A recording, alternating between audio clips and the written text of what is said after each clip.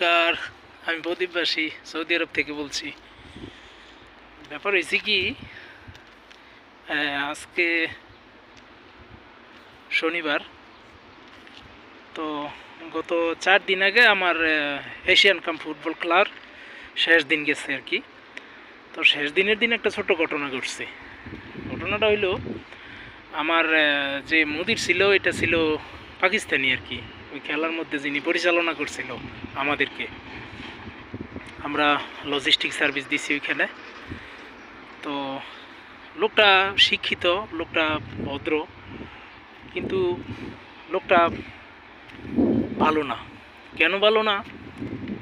উনি সবার শেষের দিন উনি বলতেছে যে তুই ধর্ম চেঞ্জ করে ফেলা। আমি তো অবাক হয়ে গেলাম তার কথা শুনে। হ্যাঁ, এই নিয়ে দ্বিতীয়বার কোনো মানুষের মুখ থেকে শুনলাম যে আমার ধর্ম চেঞ্জ করে ফেলা।